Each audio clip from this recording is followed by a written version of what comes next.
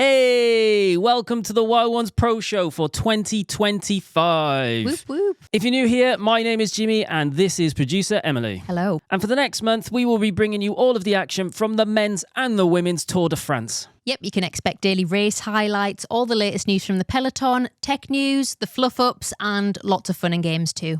And in typical Wild Ones fashion, there'll be plenty of laughs and some very unpopular opinions. Ours or the audience's? Well, both, hopefully. This year we've had an upgrade, haven't we, Jimmy? Yes, we have spent a bucket ton of money to secure the rights to highlights footage for each day of the race. We, I believe, are only one of 3 YouTube channels in the world that have access to this. And this absolutely wouldn't be possible without the 2 sponsors of this show, which is Garmin and Van Rysel. So a massive thanks to them for sponsoring this show and allowing us to get these rights and making the best show we possibly can. We want to make this show so good that as the access to free-to-air footage becomes less and less available, there are legitimate other options for people to get free access to the Tour de France. So we are hoping that we can be one of those sources. Cool. Well, on that note, shall we see what happened on stage 1? So, it was a great day for Alpecin-Deceuninck as Jasper Philipsen claimed the first stage win of the Tour. And he now gets to roll out tomorrow wearing the yellow jersey. So for the first time in his career, he'll be the man. Yeah, he will. It was the perfect course for a spicy sprint finish, and that is exactly what we got.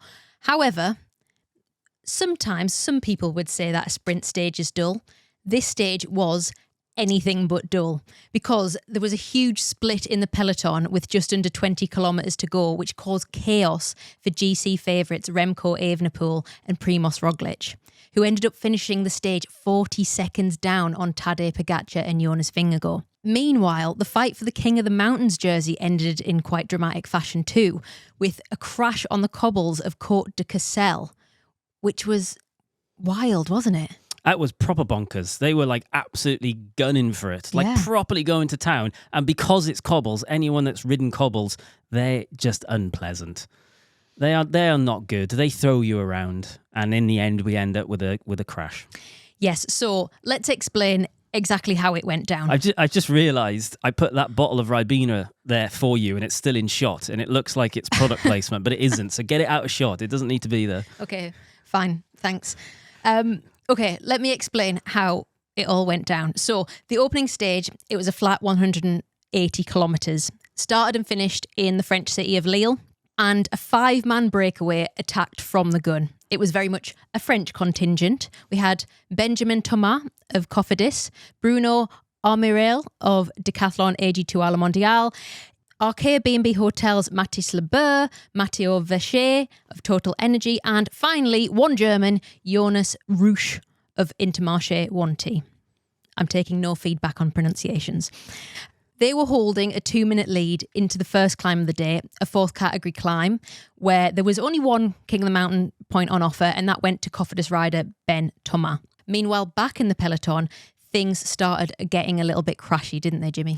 They did. It was a very eventful stage, which I guess no one really thought was going to happen on stage 1. So it seems that there was a section of the race where there was a lot of road furniture, roundabouts. It was going to be a big open section. And it seems the DSs were radioing the teams and telling them all to get in a good position so that they would get through safely. And the speed ramped up. It got really, really, really, really fast. But in the process of that happening, we had some crashes. Yeah, so Ineos Grenadiers Filippo Gaana and Sean Flynn from Picnic Post NL came down on the corner about 50 kilometres in.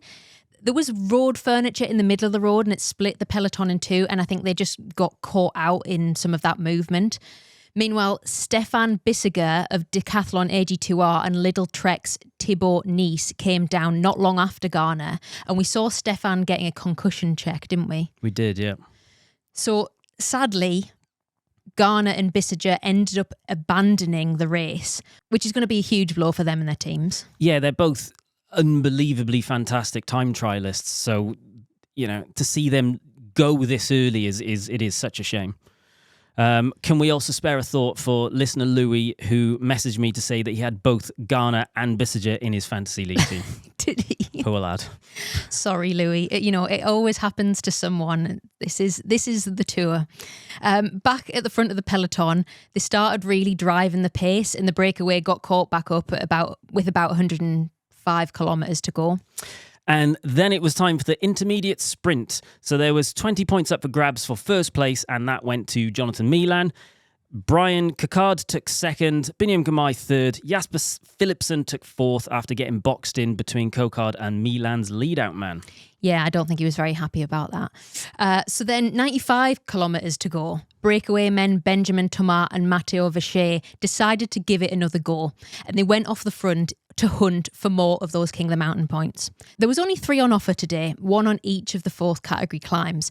But crucially, the winner of today's King of the Mountain stage gets to roll out in the polka dot jersey tomorrow. And for smaller teams like Cofidis and Total Energies, that's a big deal. You get good spotlight on your team, you get good spotlight on your sponsors. That's what they're here for. So at 80 kilometres on the cobbly summit of Cote de Cassel, Ben and Matteo launched themselves at the line. They give it absolutely everything. And we saw their back wheels start to skip and jump underneath all of those cobbles.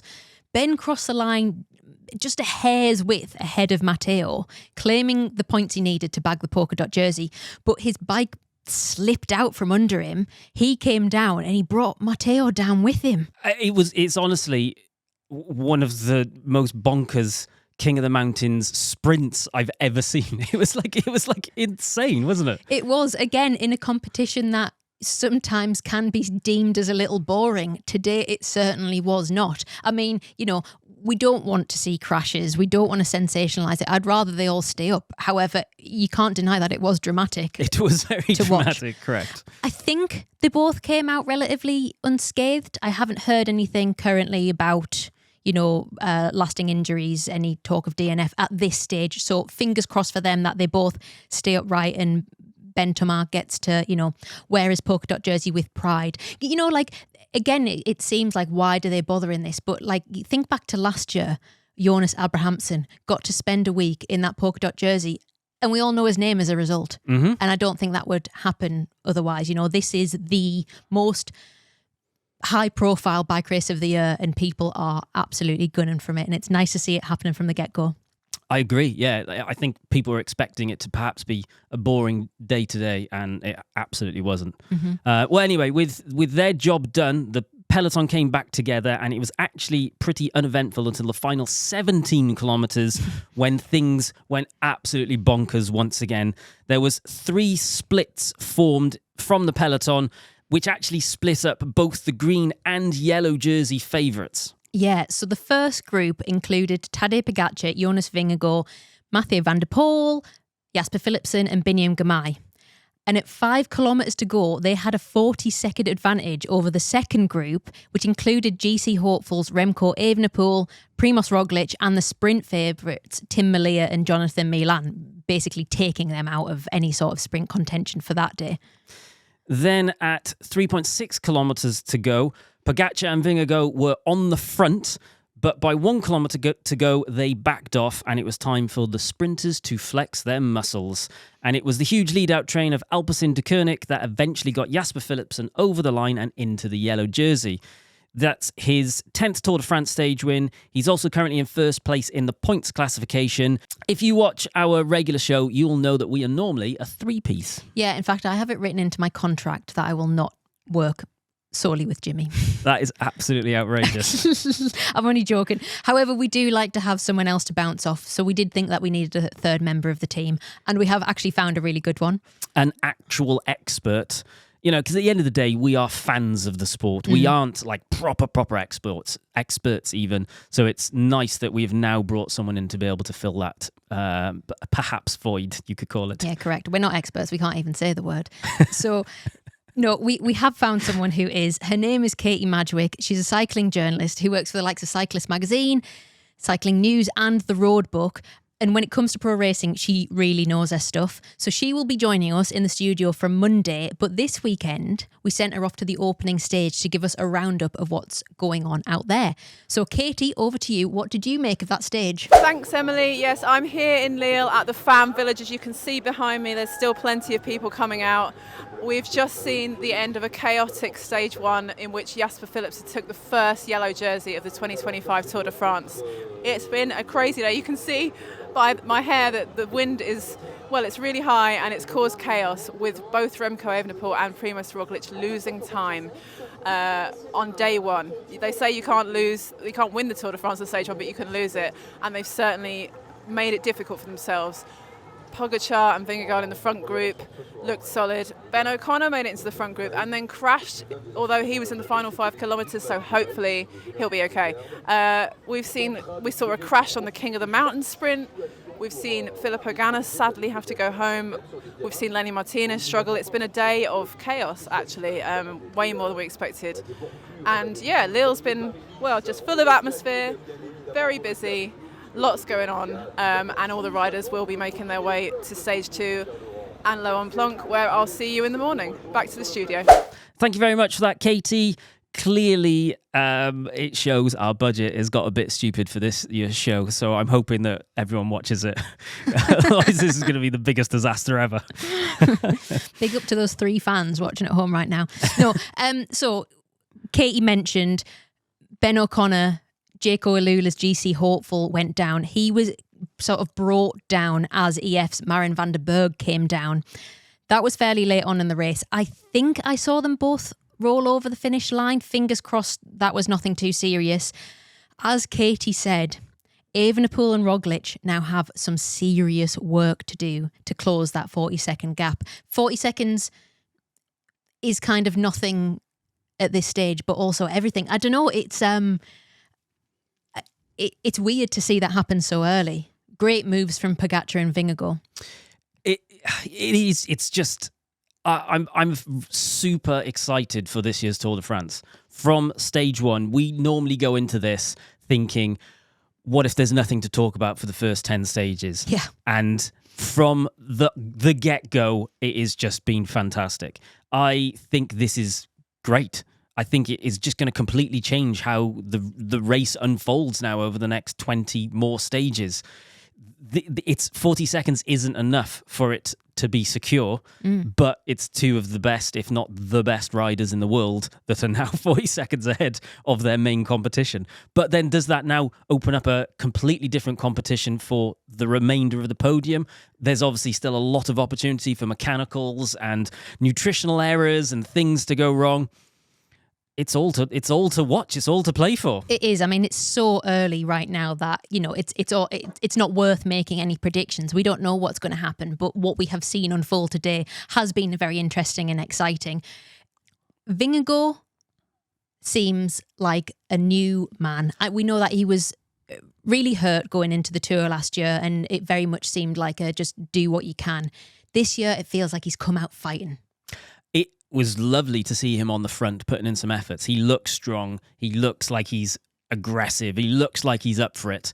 I just think we're going to have such a good race this year. Yeah. I hope there's no significant crashes to the anyone really, but our GC contenders. I hope we don't get mechanicals, and I hope we have the most amazing fight right to the very end. Totally. I almost don't care who wins. We were talking about this. We were watching Tour de France Unchained, and you're like, everyone who comes on, you're like, wow, aren't they nice? You know, I don't think that we're in a space where there's heroes and villains personally.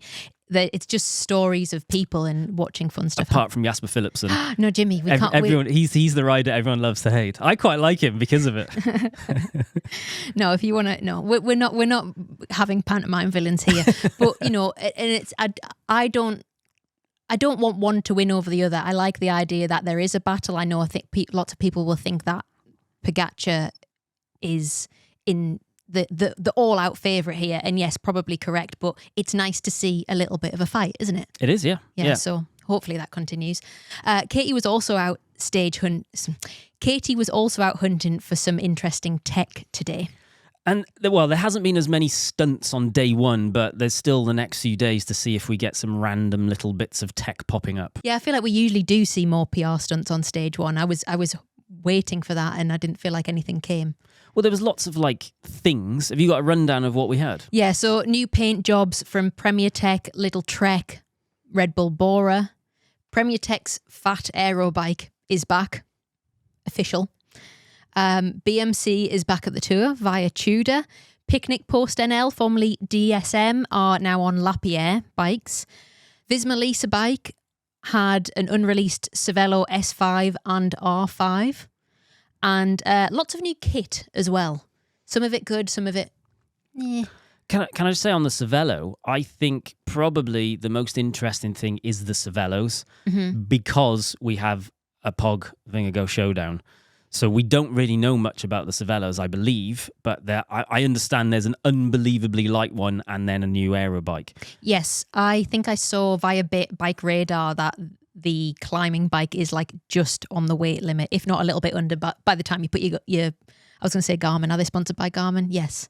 Visma is, isn't it? Yeah. Yeah.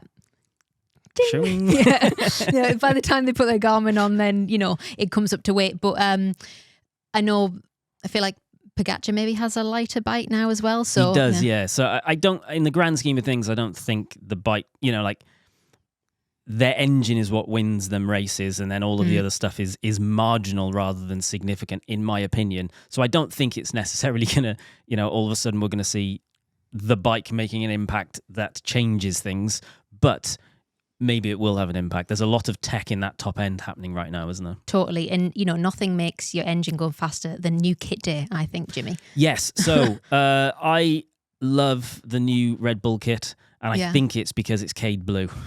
It is, shorts, bright blue shorts. Yeah, those shorts are class. I want a set of them. Yeah, I agree. I think theirs is the best glow up. The worst glow up we are going to come on to in our fluff up of the week section, but we will. Should we do that now?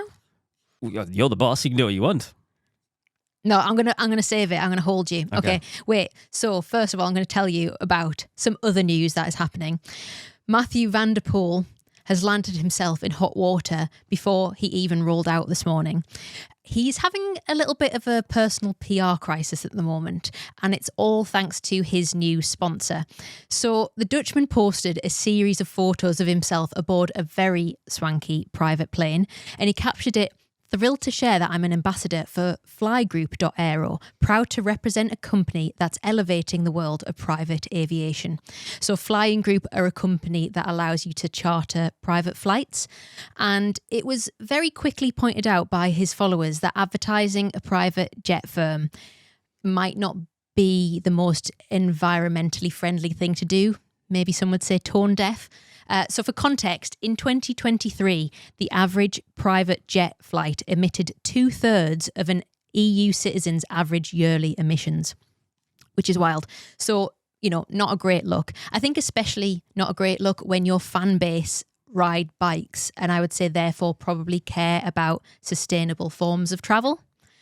I don't know, I think if I was on Van der Poel's PR team, maybe I would tell him that. However, he does like the finer things in life. So, maybe he got final say on that. But to be honest, Van der Poel wasn't backing down on this sponsorship. Yeah, I noticed he actually commented on the Instagram post as a response, basically saying that he's one of the best athletes in the world, and as part of that, you have to have the best preparation and the best travel arrangements and make sure that you arrive at races in peak condition.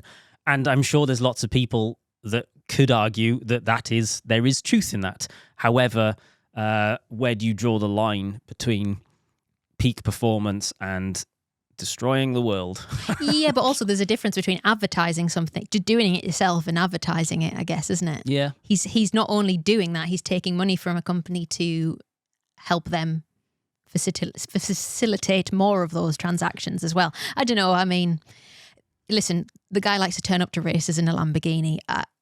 I think that he is very much on that. I just think he probably wishes that he was an F1 racer. I feel like he lives his life like he's an F1 Isn't rider. that everyone, though? Everyone wishes that. Yeah, totally. But also, as an F1 fan, you're not watching going, "Oh, this isn't environmentally friendly."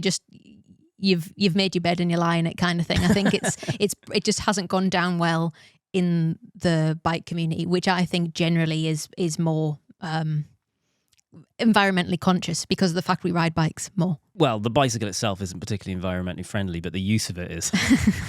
Yeah, fair. Okay, I'm going to tell you about the fluff up of the day. I will tell you about the runner-up. The runner-up goes to Ineos Grenadiers bib shorts, which have a very shoehorned Total Energies badge on them. We got to a point where nearly all cycling kits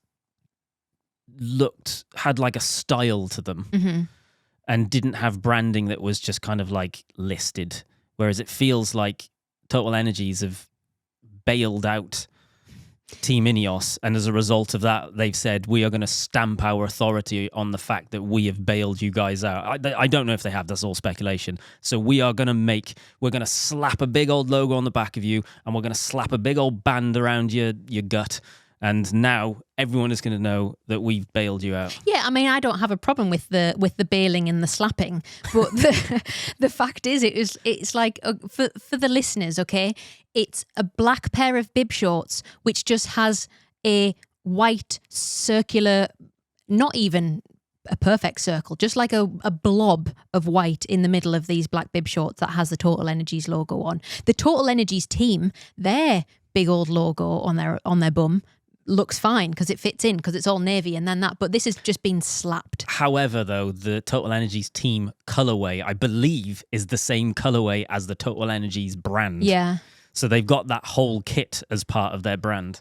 Yeah, I don't know what was going on there. I feel like it looks like it's like a home craft project done the night before because someone forgot to do their homework. I don't know. It might be true. It might not be true. Anyway, they get runner-up, fluff up of the day. Did I say fluff up of the week originally? Because we're now fluff up of the day. Who knows? That might have been the first fluff up of the day. Who knows? Did you hear, Benny? What did we say? No one knows. Let's roll on. The second fluff up of the day is Remco's weird dubbing in the Tour de France Unchained documentary. This happened just before the race, but the thing only came out on Thursday. We're now just on Saturday, so I feel like we can talk about it still. If you, like us, watched the Tour de France Unchained documentary in English, dubbed, you will have noticed Remco Evenepoel's voice was dubbed.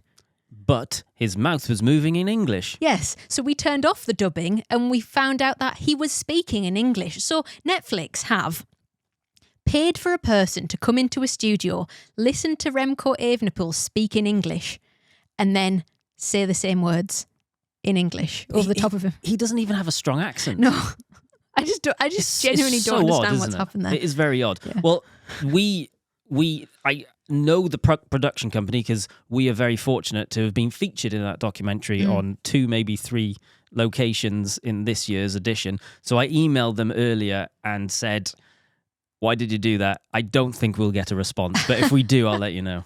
Okay, cool. The Wild Ones Pro Show is supported by Garmin. And we are in some really good company because Garmin also supports some of the very best riders in the Tour de France and the Tour de France Femme.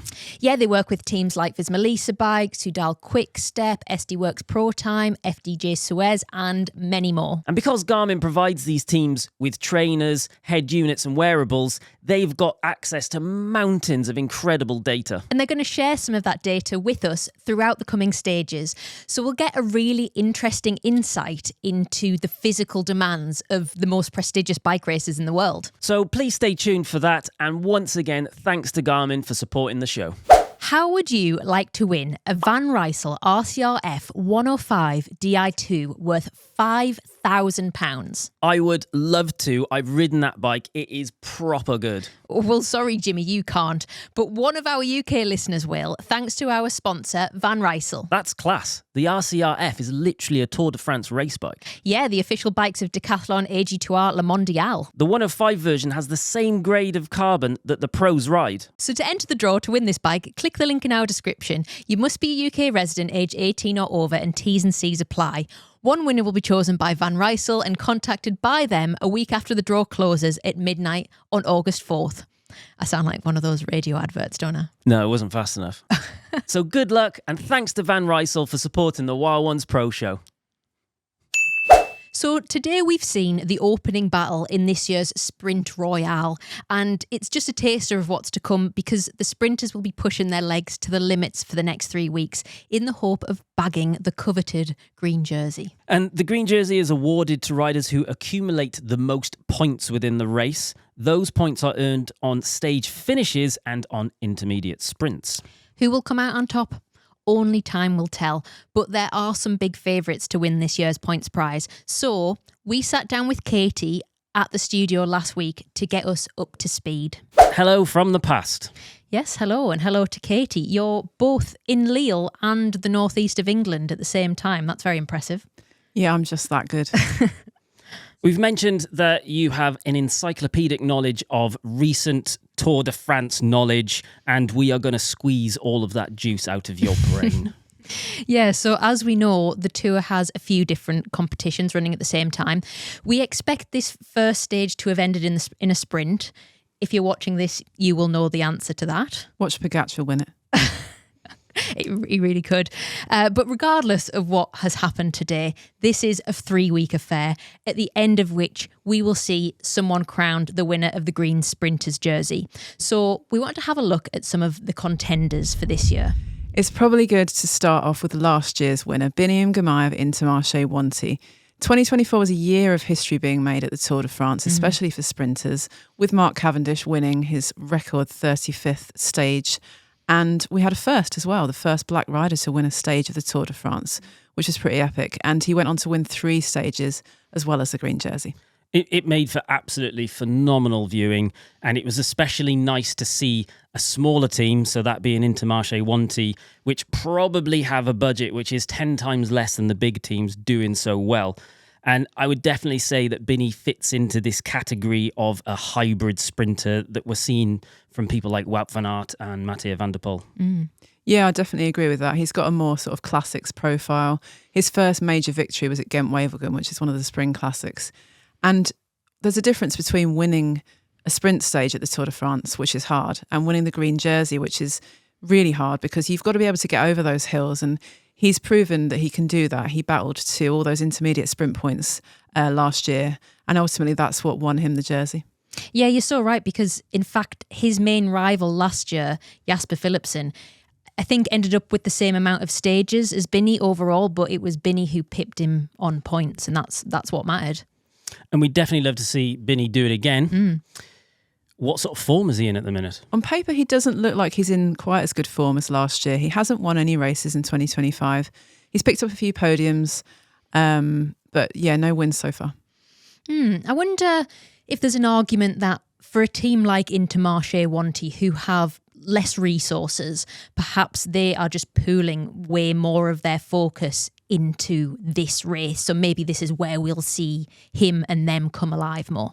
Yeah, for sure. I think that's part of the reason why he did so well last year. The team were just so behind him, 100%.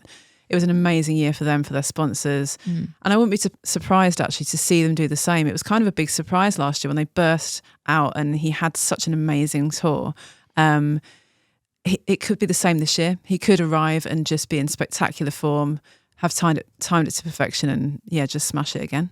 However, arguably, he does have more competition this year, doesn't he? Yeah, his biggest competition last year was Jasper Philipsen, who's been a top contender at the Tour for the past couple of years, winning green in 2023.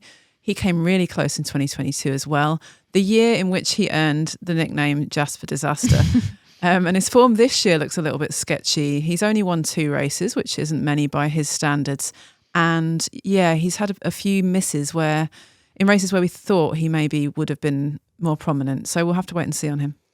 He does, of course, have the god-tier lead-out man that is Mathieu van der Poel, that last year exited the Tour de France early to focus on the Olympics. And we are expecting, or at least hoping, to see Van der Poel at the Tour de France for the full duration this year. Yeah, we're hoping for it. Philipsen is definitely going to be hoping for it as well. Well, it's interesting that you should mention that because the organisers ASO have actually changed the final stage this year. Normally it's a flat bunch sprint, which rolls around Paris for like 8 laps of a flat circuit. and would never end in anything other than a bunch sprint. But this year, they've thrown a bit of a curveball in that they've added in the Montmartre climb, which is this lovely little cobbled climb in Paris, short, punchy. They're doing 3 circuits of it, and it will really invite the likes of Van Aert and Van der Poel into the mix. So there might be like a carrot that they're dangling in front of him, trying to persuade him, Mathieu, stay all for the 3 weeks, you know. Oh, do you think? That is an interesting take. I think that Van der Poel brings so much attention and headlines to races that he turns up at. So I can definitely see why the organisers would want him there. Montmartre, I think, is going to be incredibly exciting. It featured in last year's Olympics course as well.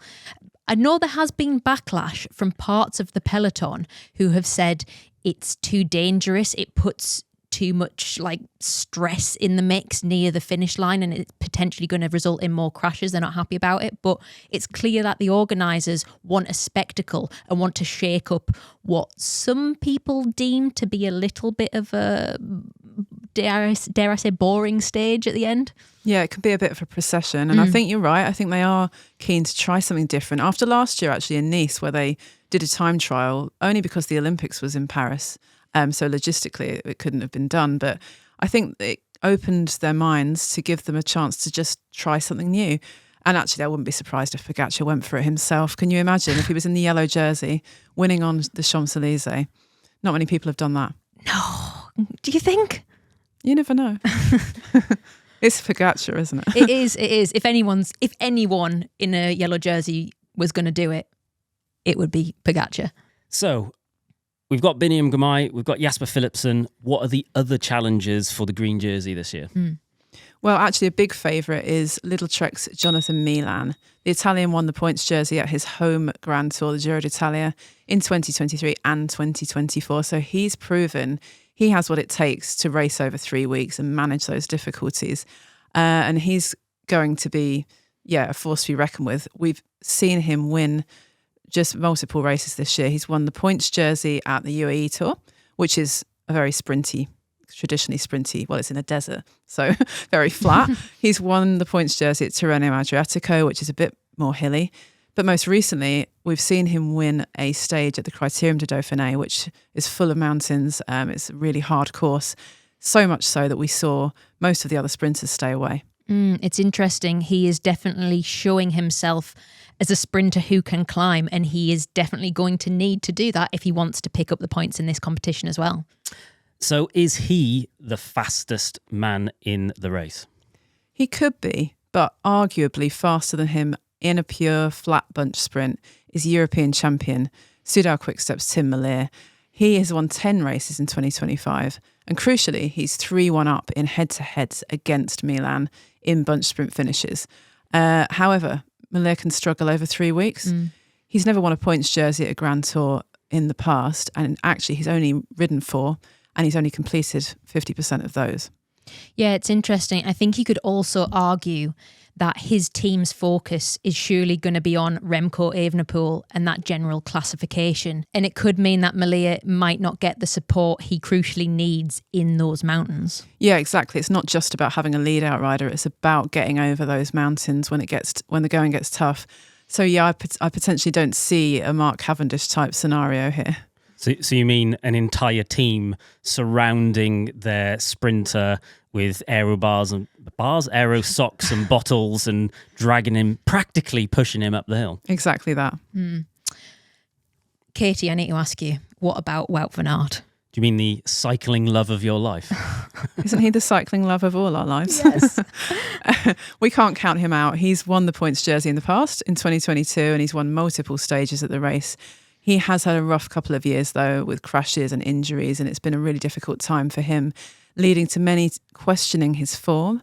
And indeed, he had a difficult start to 2025. However, he went to the Giro d'Italia and he proved everyone wrong, and showed up, winning a stage and but being there for Simon Yates, the eventual winner of the race, his teammate, on that classic stage 20 on the Col de la Finestra, in which he must have put in one of the climbing performances of his career.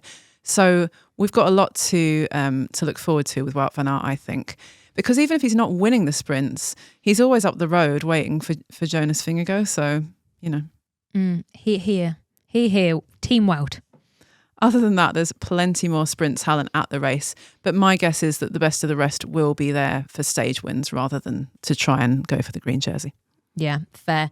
We'll have to wait and see. Thank you very much for your wisdom, Katie. So tomorrow we will bring you our thoughts on the yellow jersey contenders. We're going to be incredibly optimistic and say there could be more than one contender. But for now, back to Jimmy in the future with a preview of what's coming up on tomorrow's stage. Okay, so let's have a look at tomorrow's stage. Stage 2 is actually very, very interesting. It is the longest stage of the race at 209 kilometres, which is about 130 miles.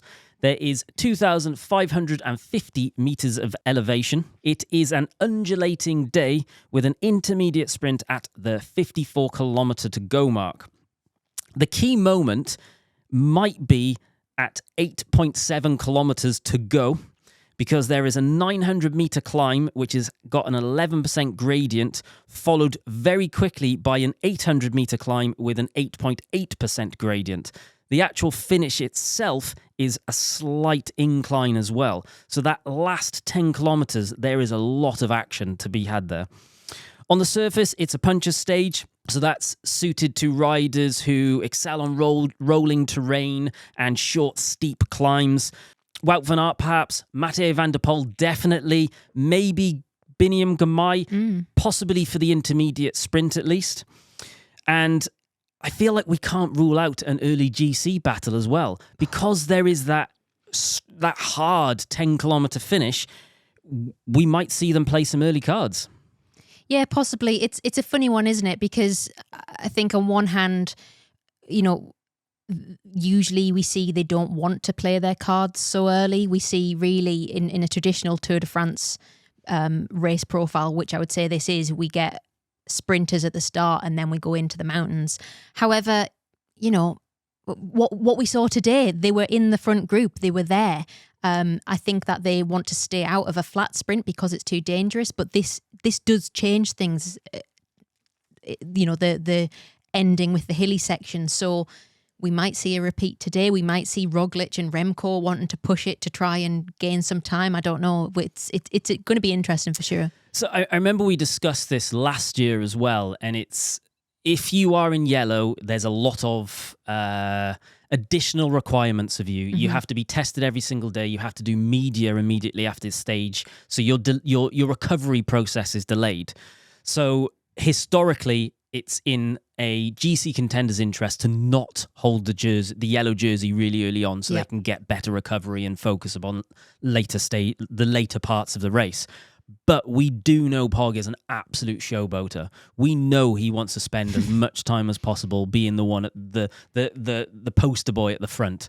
So will he sacrifice some of his recovery early on to hold the yellow for even longer?